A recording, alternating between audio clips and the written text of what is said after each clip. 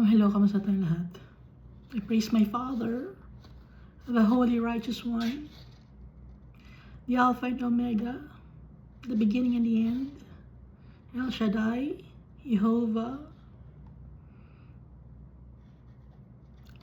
for He is faithful.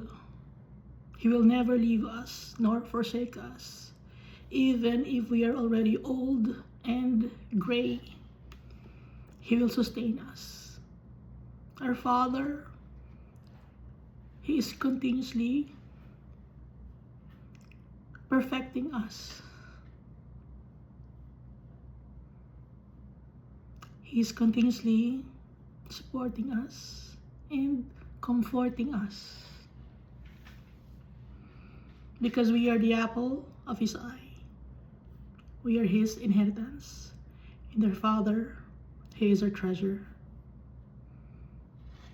And I praise also my Savior, my Redeemer, the only mediator to the Almighty Father, who gave His life on the cross for the forgiveness of our iniquities. He is the Lamb of God, the bread of life, the living water, the Messiah, the coming King,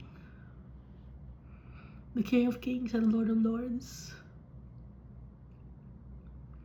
the High Priest,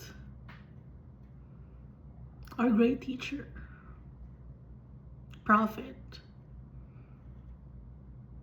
and He considers us His friends, and He wants us to reign with Him in His kingdom for all eternity.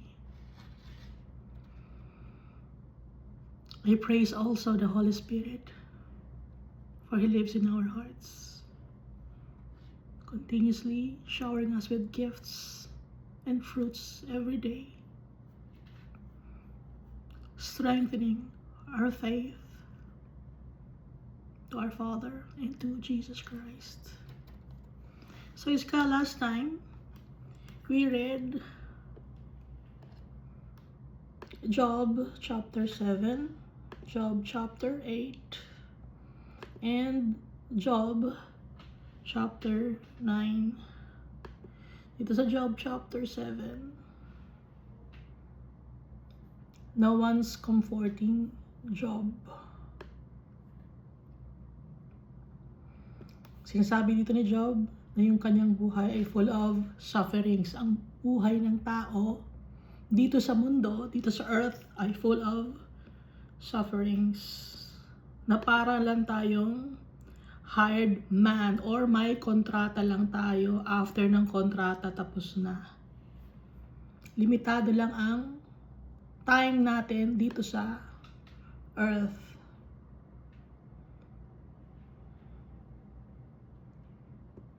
Binabanggit din dito ni Job na yung flesh niya punong-puno ng worms at saka alikabok, madumi. Nilalangaw na siya, kaya may uod. Nakahiga siya sa sahig, sa lupa.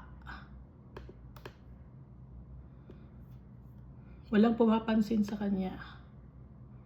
Tsaka yung mga sugat niya laging fresh, gumagaling, tapos nagbe-breakout na naman, tumutubo sa ibang parte, katabi ng from soul to crown, from talampakan up to the head, punong-puno ng pigsaw or boils.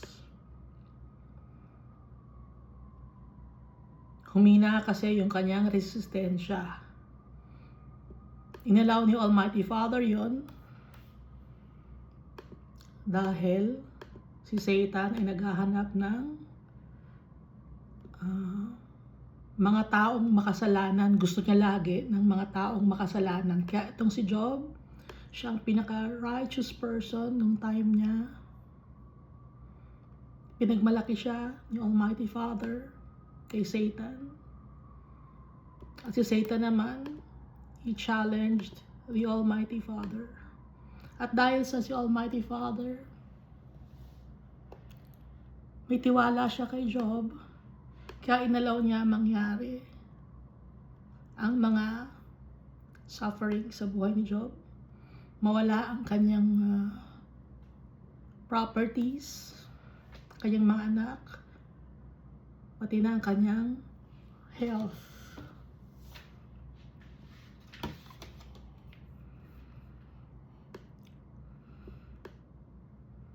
At iba na ang tingin sa kanya ng tao. Nawala na, nagbago na ang tingin sa kanya ng tao. Dati ang titingala siya ng mga tao dahil sa mayaman siya.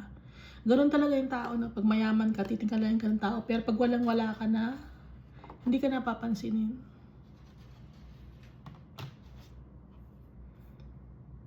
Naalala ni Job yung mga nakaraan niya. Nung nakatira pa siya sa magandang bahay, kasama niya ang kanyang mga anak.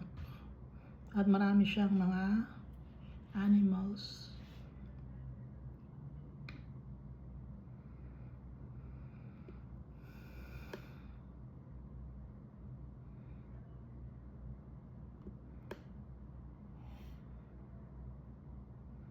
Ano ang nasa tao na gusto mo siyang itaas? Sabi ni Job. Bakit ka lagi nakatingin sa mga tao that you should set your heart on Him? Your heart, yung heart ni Almighty Father, nasa atin. Tayo ang apple of the eye ni Almighty Father. Tayo ang kanyang focus. Ibig sabihin nito, na lagi mo siyang binibisita, chinecheck mo siya. Sabi ni Job, nagkaroon ba ako ng kasalanan? Ano bang pagkakasala ko? Sabi ni Job, bakit ako ang tinarget? Why have you set me as your target? At kung may kasalanan man ako, bakit hindi mo ko pinatawad? Why then do you not pardon my transgression and take away my iniquity? Kaya ngayon nakahiga ako sa alikabok. Pero ibang-iba na ako, hahanapin mo ko, pero iba na ako, hindi na ako gaya ng dati. Ibig sabihin, hiyang-hiya na si Job sa kanyang itsura at sa kanyang mga pinagdaanan or pinagdadaanan ng time na to. Dito naman sa Job chapter 8, si Bildad, yung religious person, sinabi niya kay Job na dapat siyang humingi ng kapatawaran.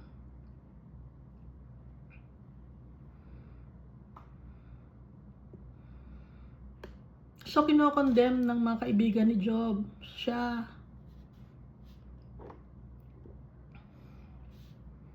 Bakit nagkaganyan ka? Humingi ka ng kapatawaran. Humingi ka ng kapatawaran. Ganun yung mga kaibigan ni Job. Imagine 7 days and 7 nights, hindi sila nag-uusap. Tapos, nung nagsalita na si Job, nagsalita na rin ng kanyang mga kaibigan, kinokondemn siya, ginajudge siya. Paano pa kaya yung mga kaibigan ninyo dito sa mundo? Kasi wala akong kaibigan. Ang kaibigan ko si Jesus Christ. Paano na kaya yung kaibigan ng mga tao dito sa mundo? Kung ito 7 days and 7 nights nang sinamahan si Job, ibig sabihin talagang friends na malapit. Walang ganong klaseng friend na mga tao ngayon. Hindi kagaya ng mga friend ni Job.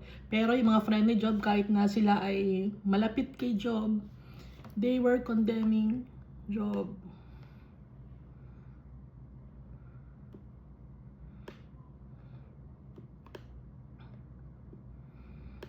Magaganda ang sinasabi ni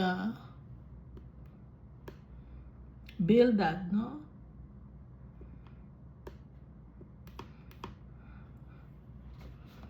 Pero pinagpipilitan niya na may kasalanan si Job.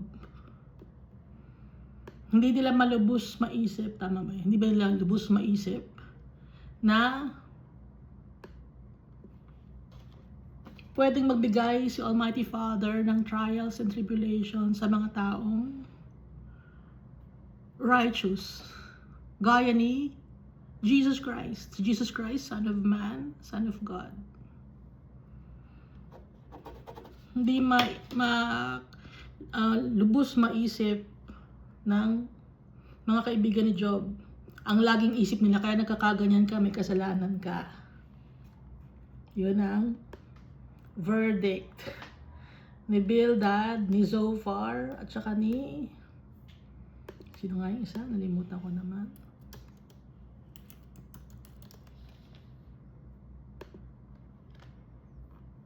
Eliphaz.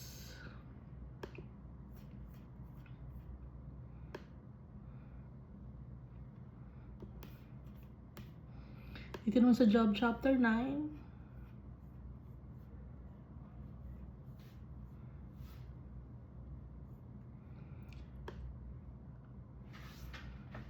Sabi ni Job, walang mediator. Meron na tayong mediator ngayon. Si Jesus Christ. Nung time ni Job sa Old Covenant, walang mediator. Ang nagme-mediate ay ang high priest. Pero wala namang binabanggit dito na may lumapit na high priest. Meron lumapit, religious person, knowledgeable person, at yung simpleng tao, si Zophar, no? Yung kanyang kaibigan. Si Eliphaz, yung knowledgeable person, or hindi naman natin masasabing full of wisdom, si Eliphaz, kasi nga, hindi siya aware na pwedeng makaranas ng trials and tribulations ang isang tao kahit hindi nagkasala. Pero lahat tayo nagkasala. Lahat tayo madumi. Noong time na to, pinapakita ni Almighty Father si Job walking in righteousness, pero nakaranas pa rin ng trials and tribulations. Si Almighty Father, siya ang gumawa ng Bear, Ryan, and Pleiades. Ibig sabihin yung mga nasa tumitingin ako sa sa sky. Kaya lagi akong gumaganon. Yung mga stars to, Bear, Orion, and Pleiades, and the chambers of the south. Ano yung chambers of the south? Yun yung impyerno. Si Almighty Father din ang gumawa nun dahil si Satan wala naman siyang kayang gawin kundi to steal, to kill, and to destroy. Yun ang kaya niyang gawin. Si Almighty Father, lahat kaya niyang gawin, kaya niyang buuin lahat.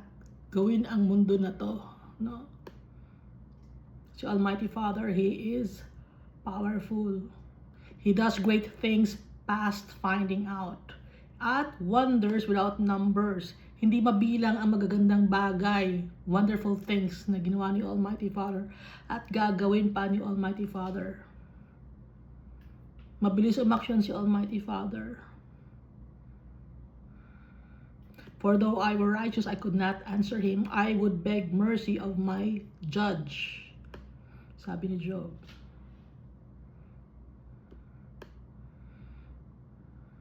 Durog na durog ako, sabi ni Job. He will not allow me to catch my breath, but fills me with bitterness. Sunod-sunod ang trials and tribulations. Ibig sabihin nun, He will not allow me to catch my breath. Pero si Almighty Father, He is strong. Sabi naman ulit ni Job, though I were righteous, my own mouth would condemn me. Though I were blameless, it would prove me perverse, yung kanyang sarili. Binababa ni Job ang kanyang sarili, no? He was still humble before the Almighty God. He destroys the blameless, yung mga walang kasalanan, at pwede rin i-destroy lalo ni Almighty Father ang wicked. He destroys the blameless and the wicked. Nasa discretion lahat ni Almighty Father yun.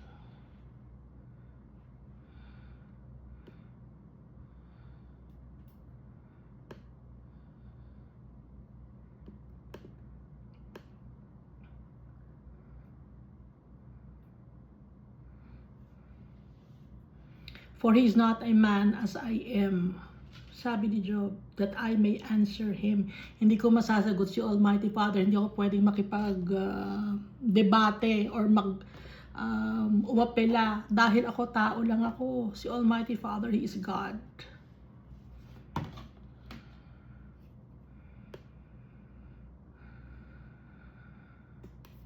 So dito na tayo Job chapter 10. Nagmamakaawa na dito si Job. My soul loathes my life. Galit ako sa buhay ko, sabi ni Job. Yung kaibuturan ng aking kaloob-looban, galit sa buhay ko. I will give free course to my complaint. I will speak in the bitterness of my soul. I will say to God, do not condemn me. Show me why you contend with me. Lord, ipakita mo sa akin kung ano ang kasalanan ko. Sabi ni Job, kung bakit ako nagdurusa ng ganito. Kasi hindi maisip ni Job, isip siya na isip, ano ang kasalanan ko, Lord? Isabihin mo sa akin, Lord God, para makahinga ko tao. Hindi maisip ni Job. Does it seem good to you that you should oppress, that you should despise the work of your hands, that you should despise the work of your hands and smile on the counsel of the wicked? Do you have eyes of flesh, or do you see as man sees? Paano ka ba tumingin, Almighty Father? Parang tao ba? Kung ano nakikita namin, ganun di ba nakikita mo? Yung eyes mo ba may kapareho ng sa amin?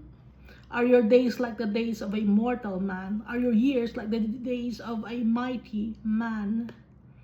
That you should seek for my iniquity and search out my sin.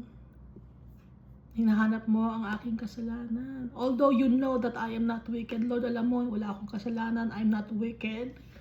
Tumutulong siya sa tao, nagsaserve siya kay Almighty Father, wholeheartedly, nagpapakumbaba siya kay Almighty Father. And there's no one who can deliver from your hand. Your hands have made me and fashioned me. Ikaw, Lord, ang gumawa sa akin. An intricate unity, yet you would destroy me. Pero gusto mo akong sirain, Almighty Father, durugin.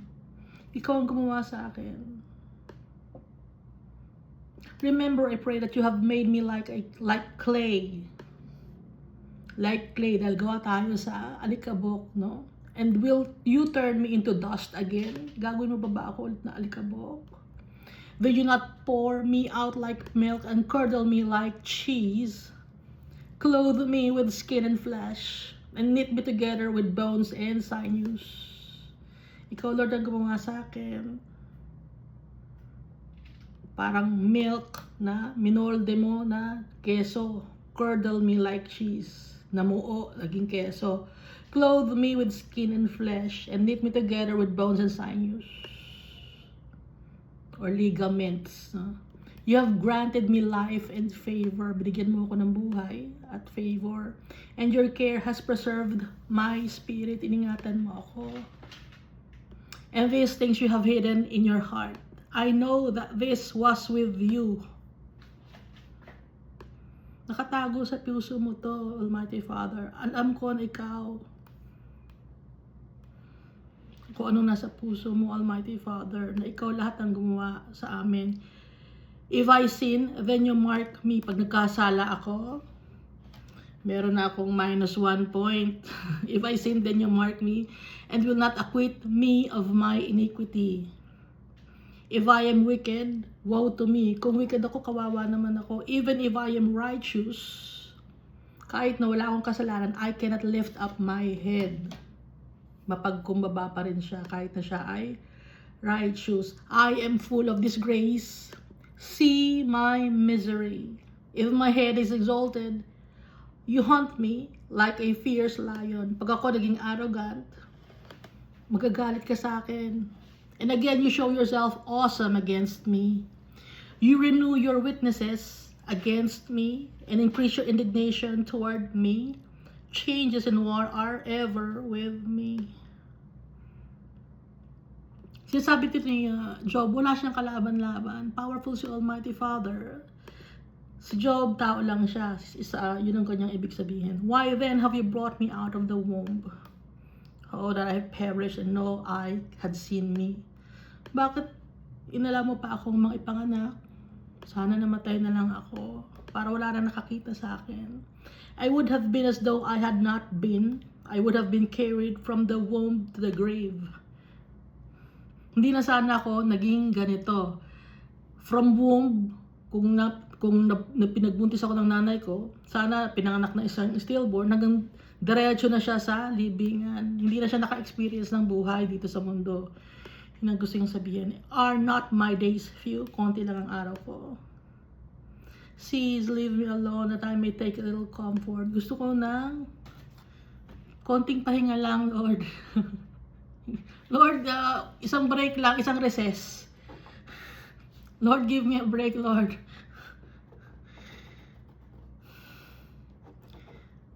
Kaya kilala ko, no? Lahat tayo, pag merong trials and tribulations, dugtong-dugtong. Sabi ng kakilala ko, pwede ba iba na lang tao muna? Hindi pa ako tapos sa isang, sa isang problema ko. Ibang tao na lang kaya muna. Lord, give me a break, Lord. So, ganun din itong pare-pareho nga tayo.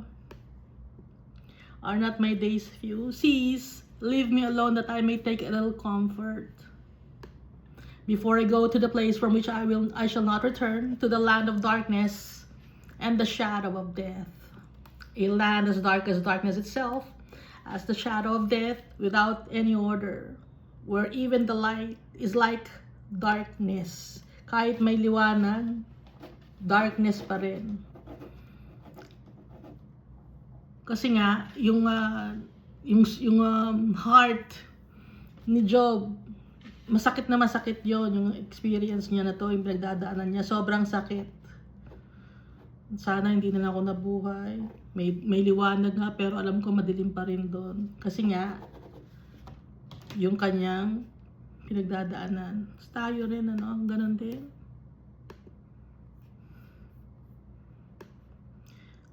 Job chapter 11. Then Zophar, the Amethite, answered and said, ito naman si Zophar, simple na tao. Kung yung una si Eliphaz, full of wisdom siya, or knowledgeable person siya, itong si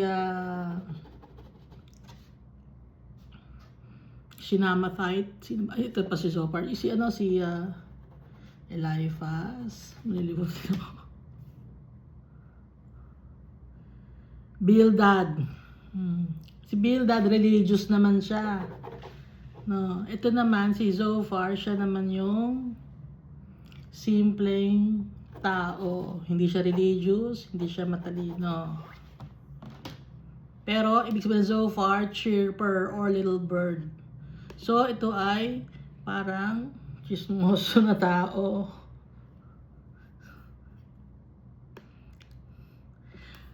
Then Zophar the Naamathite answered and said, should not the multitude of words be answered? So bawat isa sa mga kaibigan niya nagsasalita, no? Kinokondena siya. And should a man full of talk be vindicated? Ito, full of talk. Yan ang clue, full of talk. Ito si Zophar, full of talk nga siya. Chirper. Should a man full of talk be vindicated? Should your empty talk make men hold their peace?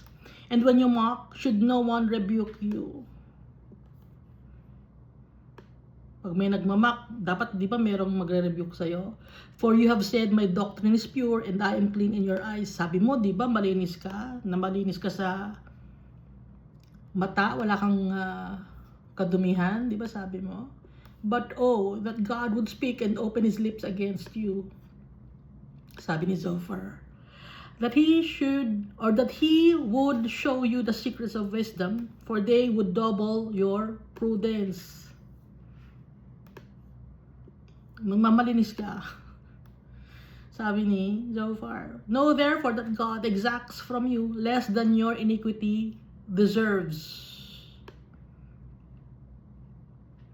Can you search out the deep things of God? Can you find out the limits of the Almighty? They are higher than heaven. What can you do? Deeper than Sheol. What can you know? Yung mga secrets ni Almighty Father, yung kanyang mga nasa saloobin, walang makakaalam at hindi mo malalaman ang limits dahil si Almighty Father, infinite. Yeah, they are higher than heaven. What can you do? Deeper than Sheol. What can you know? Pag sinabing Sheol, abode of the dead or impyerno or Hades or hell. Sheol, hell, Hades, impyerno or south. abode of the dead. Their measure is longer than the earth, and broader than the sea. If he passes by, imprisons and gathers to judgment, then who can hinder him? Sino makakapigil sa kanya? Walang makakapigil kay Almighty Father. For he knows deceitful men, he sees wickedness also. Will he not then consider it? Nakikita niya yung mga taong manloloko, nakikita niya yung mga taong salbahe or full of wickedness. Will he not then consider it? For an empty-headed man will be wise, when a wild donkey's colt is born a man. Empty-headed man, magiging wise. Wild donkey's colt, naging tao. Kasi nga, yung wild donkey's colt, donkey, sinisimbolize nun yung taong walang alam, empty-headed. If you would prepare your heart and stretch out your hands toward him, if iniquity were in your hand and you put it far away and would not let wickedness dwell in your tents. Kinokondena na si Job. If iniquity were in your hand and you put it far away and would not let wickedness dwell in your tents, then surely you could lift up your face without spot. Yes, you could be steadfast and not fear. Because you would forget your misery and remember it as waters that have passed away, and your life would be brighter than noonday. Though you were dark, you would be like the morning. And you would be secure because there is hope. Yes, you would dig around you and take your rest in safety. You would also lie down and no one would make you afraid. Yes, many would court your favor. Maraming lalapit sa iyo kung mabuti kang tao, malinis kang tao. Magiging maganda ang iyong future. Hindi ka makakaranas ng darkness. But the eyes of the wicked will fall or will fail, and they shall not escape, and their hope, loss of life, kamatayan. Sabi ni Zophar, the Nametite. Job chapter 12. Sinagot na ngayon ni Job yung kanyang mga kaibigan, yung kanyang mga critics.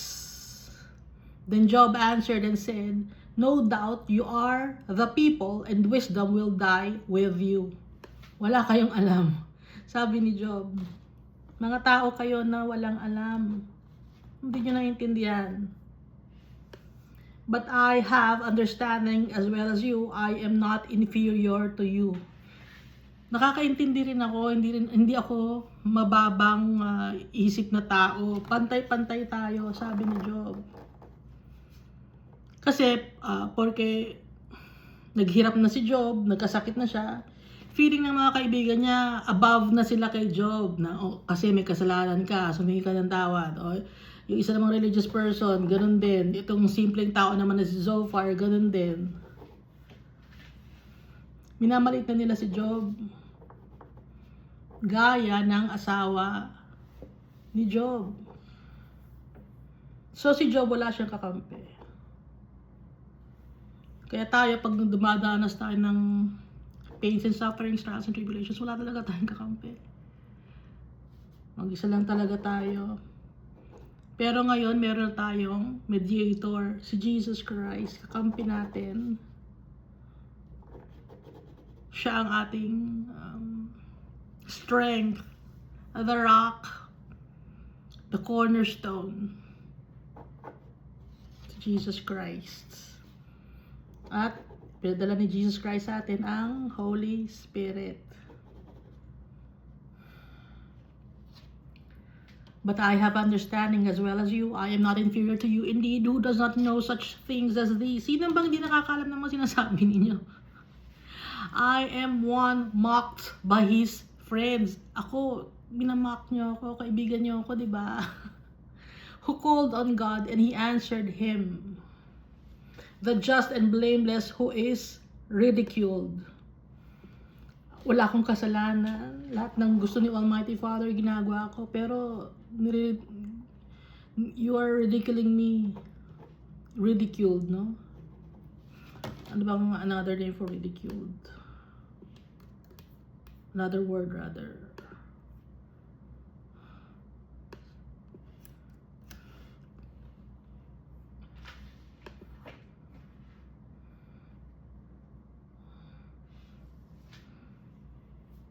Sinasaktan niyo ako. Dishonored, snubbed. Insulted, yon. Yung word na hinanap natin. Iniinsulto niyo ako. The just and blameless who is ridiculed or insulted. Siya. Iniinsulto siya ng kanyang mga kaibigan. Ganyan ang mga kaibigan, iinsultuhin kayo. Ang hindi lang nag-iinsulto sa atin, si Jesus Christ, siya ang ating best friend. Kapatid mo, iinsultuhin ka. Oh. Lahat ng iinsulto, ang hindi lang mag-iinsulto sa atin, yung best friend natin, si Jesus Christ.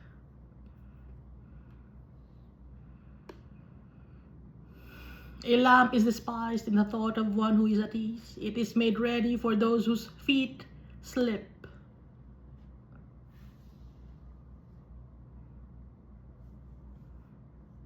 The tents of robbers prosper, and those who provoke God are secure in what God provides by His hand.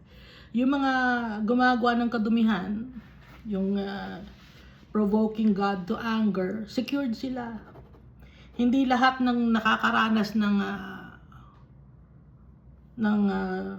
abundance or kayamanan dito sa mundo ay walang kasalanan.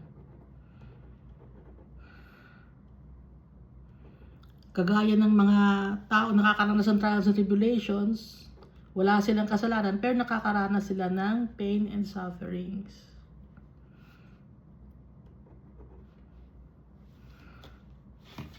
Lahat.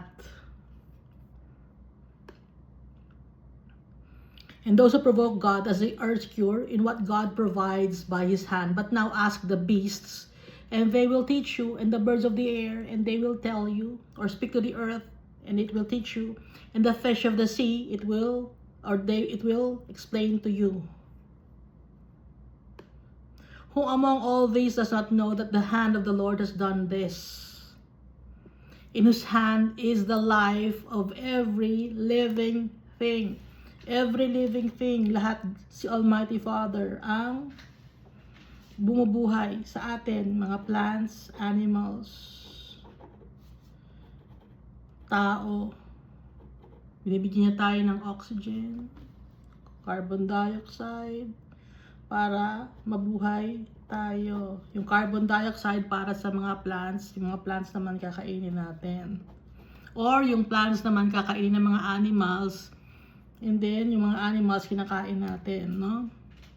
Tandaan natin na noong time ni Moses, hindi nagtatanim ang mga Israelites.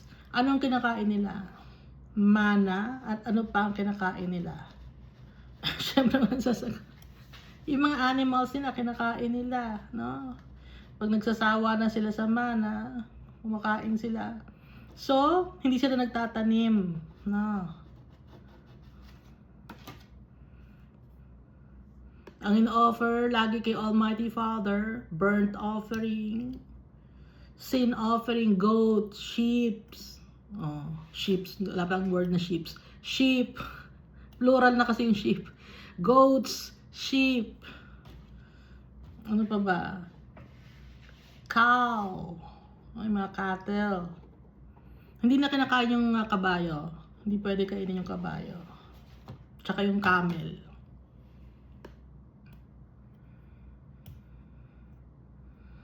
Nung time ni Moses. And the breath of all mankind. So, hindi bawal kumain ng meat, ha? Sabi, ay, malinis kaming tao, hindi kami kumakain ng meat. Vegetarian kami, vegan kami, mapagmahal kami sa mga animals. Mapagmahal nga sa animals, pero sa tao, mapagmahal ba? Sinong focus ni Almighty Father? Tao. Love your neighbors, you love yourselves. Hindi ba sinabing love your animals as you love yourselves? No. Mas priority pa rin natin ay ang tao. Buhay ng tao, pagmamahal sa tao dahil kawangis ni Almighty Father, tayong lahat.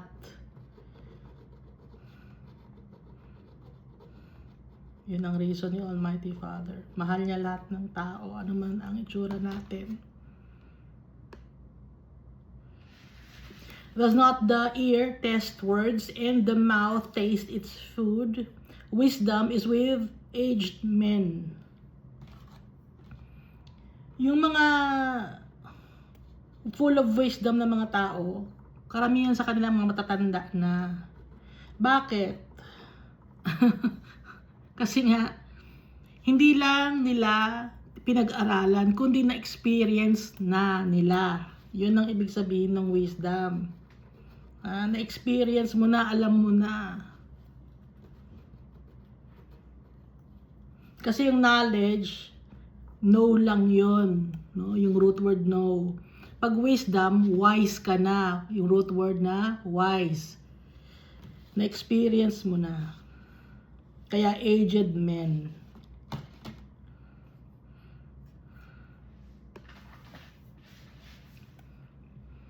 Na-experience mo na ang mga paghihirap sa mundo. Na-experience mo na yung paano yung tao, kung anong ugali ng mga tao. Hindi mo lang napag-aralan, kundi nakasama mo, nakahalubilo mo.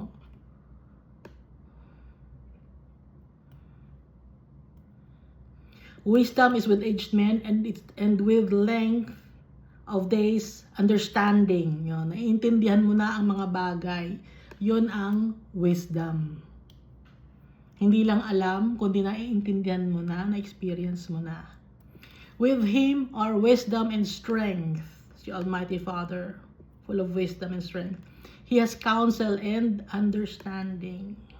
Mas lalo na si Almighty Father. Full of wisdom and strength. He has counsel and understanding. If He breaks a thing, it cannot be rebuilt. Si Almighty Father, pag sinira niya isang bagay, kung ayaw niyang i-rebuild, hindi niya ito i-rebuild. If He imprisons a man, there can be no release. Pag kinulong niya ang isang tao, hindi na ito mapapakawalan. Ito ay sa impyerno. Dahil sa impyerno, nakakulong na ang mga souls ng mga kaluluwa doon. Hindi na pwede mapapakawalan yun. Ngayon, yung dito sa mundo, yung mga na-imprison na, nasa discretion ni Almighty Father yon kung gusto niya na pakawalan o hindi. Or maging free man na. If He withholds the waters, they dry up. Pag hindi umulan, El Nino. If He sends them out, they overwhelm the earth. Pag puno naman ng tubig, bumabaha naman. Inaalaw ni Almighty Father yon. To make us see that we are not in control. We are not in control of the environment. We are not in control of the earth. We are not even in control of our lives.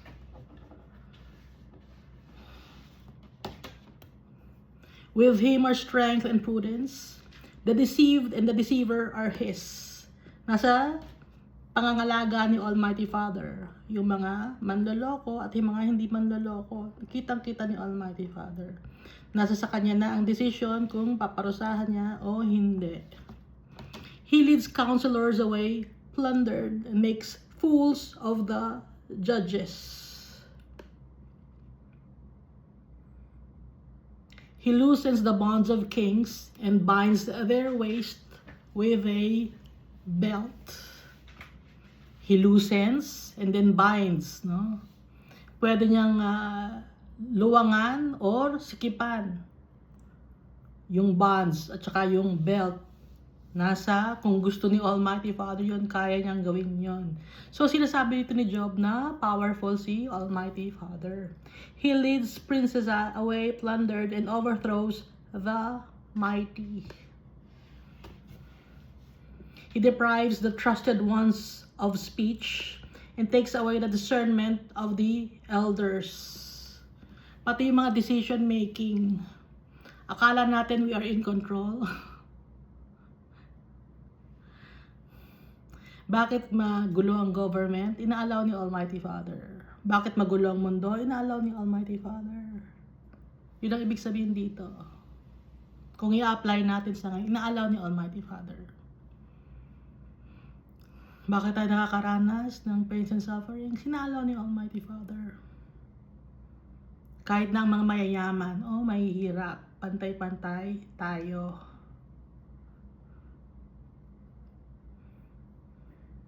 He pours contempt on princes and disarms the mighty. Kahit malakas ka, pwede kang madisarmahan.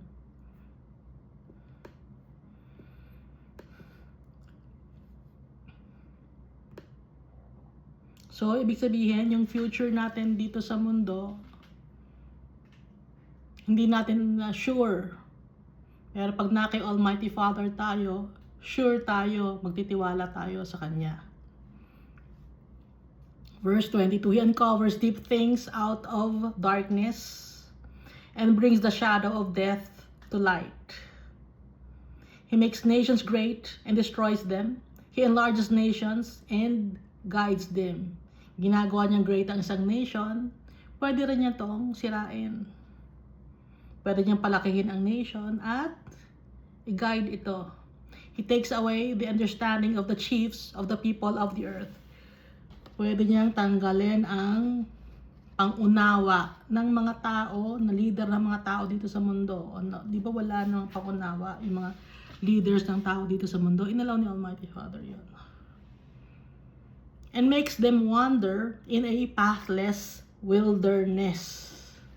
Hinahayaan niya na maligaw ang mga tao.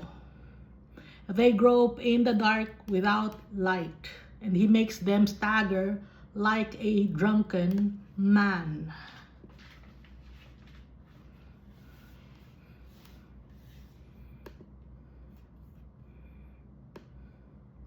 Job chapter 13. Behold, my eyes has seen all this. Nakita ko to. Aware ako dito, sabi ni Job. Dahil nga si Job matanda na marami na siyang experience sa buhay, nakita niya. Behold, my eyes has seen all this, my ear has heard and understood it. Naiintindihan ng tenga ko to, naiintindihan ko. Sabi ni Job. Kasi noong time na to, meron ng leaders ng land nila. Nakikita niya. What you know, I also know. Kung anong alam niyo, alam ko rin yun. I am not inferior to you. Sabi ni Job. But I would speak to the Almighty and I desire to reason with God.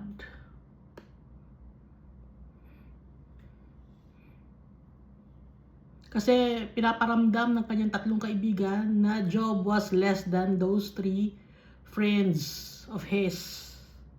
Pinaparamdam. Ngayon sabi ni Job, what you know, I also know. I am not inferior to you. But I will speak to the Almighty and I desire to reason with God. Gusto kong kausapin si Almighty Father. But you forger of lies, you are worthless physicians. Wala kayong kwenta ng mga doktor. Bakit binanggit yung physicians? Kasi nga, nakakapagpagaling ang salita, no? Ng salita ng tao, nagbibigay ng hope. Kaya sabi ni Job, you are worthless, you are all worthless physicians. You forger of lies. Dahil, alam niya na wala siyang kasalanan. Oh, that you would be silent, that it would be your wisdom. Pag naging tahimik na lang kayo, yun ang wisdom ninyo, tahimik kayo. Yun ang magiging wisdom ninyo. Ang pagiging tahimik, huwag magsalita.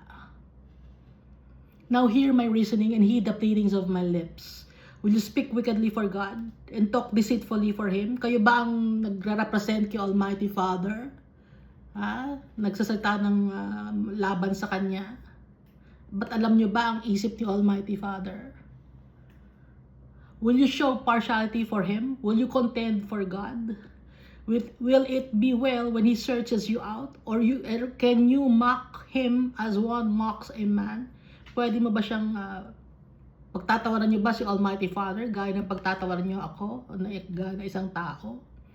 He will surely rebuke you if you secretly show partiality. If you secretly show partiality, kung meron kayong mga kinikilingan ng mga bagay, i-review kayo ni Almighty Father. Dahil sinasabi ninyo na pag may kasalanan, pinaparusahan agad. Partiality yon, di ba? Oh. Will not His excellence make you afraid, and the dread of Him fall upon you? Your platitudes are proverbs of ashes. Yung mga sinasalita ninyo, ano lang yon? Ano ba yung ash? Abo, walang kwenta, sunog na. Yung mga sinasabi nyo sa akin ng mga magagandang salita, sunog na yon. Yung mga proverbs of ashes. Your defenses are defenses of clay. Ano bang ibig sabihin ng clay? Madaling mabasag. Yung mga defenses nyo, yung mga pinagsasabihin ninyo, madaling mabasag, yung walang kwenta, walang bearing, walang weight, walang halaga, of no value. Hold your peace with me and let me speak. Huwag kayong magsalita. Let me speak. Then let come on me what may. Huwag niyo akong pagsalitaan ng ganyan. Hayaan niyo ako magsalita. Let come on me what may. Why do I take my flesh in my teeth and put my life in my hands? Though He slay me, yet I will trust Him. Kahit napatayin ako ni Almighty Father, magtitiwala ako sa Kanya. Even so, I will defend my own ways before Him. He also shall be my salvation, si Almighty Father. For a hypocrite could not come before Him. Sa mga taong ipokrito, hindi makakalapit sila kay Almighty Father. Kasi alam niya naman, full of wisdom ka din itong si Job. Pag full of wisdom ka, dahil sa ikaw ay nagtitiwala kay Almighty Father, that alone is wisdom. Ang pagtitiwala kay Almighty Father. If we have faith in our Father, full of wisdom ka nun. Kasi the fear of the Lord is the beginning of wisdom.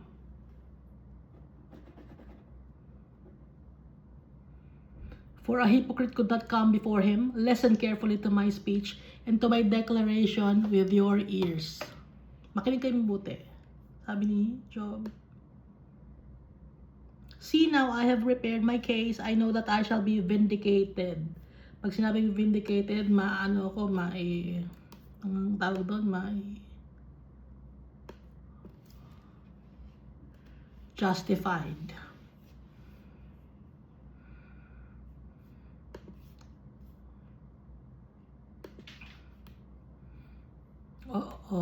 Justified, supported, verified, or validated, confirmed. Who is he who will contend with me? Sinong tao ang pwedeng makipagtalo sa akin? If now I hold my tongue, I perish. If now I hold my tongue, I perish. Only two things do not do to me. Sabi ni Job kay Almighty Father. Then I will not hide myself from you. Sabi ni, nakikiusap si Job.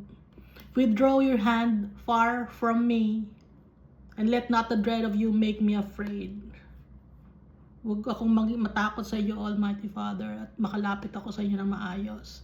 Then call and I will answer, or let me speak and then you respond to me. How many are my iniquities and sins? Make me know my transgression and my sin. Lord, ipaalam mo sa akin, Lord, kung ano ang kasalanan ko. Kung ano ang pagkukulang ko, Lord. Why do you hide your face and regard me as your enemy? Kasi nga, hindi nga si Job sinasagot ni Almighty Father dahil nga nasa time na tinetest si Job. Kaya hindi sumasagot si Almighty Father. Parang si Jesus, no? Ano sabi ni Jesus?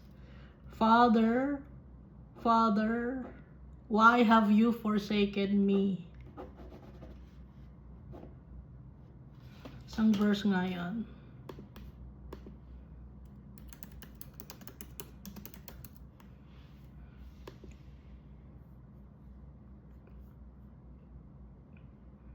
My God, why have you forsaken me? Matthew chapter 27, verse 46. Parang ganun din ito, no? Job chapter 13, verse 24. Why do you hide your face and regard me as your enemy? Will you frighten a leaf driven to and fro? And will you pursue dry stubble? You know, why do you hide your face and regard me as your enemy? Will you frighten a leaf driven to and fro? And will you pursue dry stubble? For you write bitter things against me, and make me inherit the iniquities of my youth. You put my feet in the stocks, and watch closely all my paths. You set a limit for the soles of my feet. Ibig sabihin, walang magawa si Job. Limitado ang kanyang galaw, figuratively speaking, and literally speaking. Dahil nga, punong-puno siya ng sugat, hindi siya makapagtrabaho, wala siyang magawa, no? Hopeless, helpless ang feeling ni Job. At nagmamakaawa siya kay Almighty Father na sabihin sa kanya kung anong kasalanan niya para makahimingi siya ng kapatawaran. Verse 28. In the last verse of Job chapter 13, man decays like a rotten thing. Nabubulok ang tao. Like a garment that is moth-eaten. Pag yung damit, kinain ng moth, durog yun. Hindi na yung mapakinabangan. Gaya ng tao, nabubulok. Sabi ni Job. So, nagpapakumbaba si Job dito. At itinataas niya ang pangalan ni Almighty Father. Kahit na nakakaranas siya ng pains and sufferings. Tinatanong niya si Almighty Father kung ano ang kanyang kasalanan nang sa ganun siya ay makahingi ng kapatawaran. At sinasabi niya na si Almighty Father, He is wonderful at powerful si Almighty Father. At pwede si Almighty Father gawin ang kanyang gustong gawin sa tao. May kasalanan man o walang kasalanan. Si Almighty Father ang nagde-decide. Napakahirap, di ba? Pero, bakit tayo dumadanas ng trials and tribulations? To be perfected. Ang kahibahan nga lang natin sa ibang tao, we have a hope and a future because of Jesus Christ. Yung in-hope natin sa buhay natin na magiging victorious tayo. Gaya ni Jesus Christ, dahil si Jesus Christ, He is victorious. At ang ating great teacher si Jesus Christ, He is the way, the truth, and the life. He is victorious. He forged a path to righteousness. Yun ang dadaanan natin. Nung time ni Job, wala siyang path na alam gawin. Napakahirap ng pinagdaanan ni Job. Pinadali na sa atin dahil meron tayong mediator, si Jesus Christ. Ipinakita na ni Jesus Christ kung saan tayo dadaan, kung ano ang gagawin natin sa buhay natin. Ipinakita na ni Jesus. At ipinakita ni Jesus na hindi tayo mamamatay. We will live with Him and reign with Him in His kingdom for all eternity. Ang kailangan lang natin gawin ay to have faith in Jesus Christ, to walk in His ways, yung example niya, have faith in our Father. Thank you, and God loves us all so much.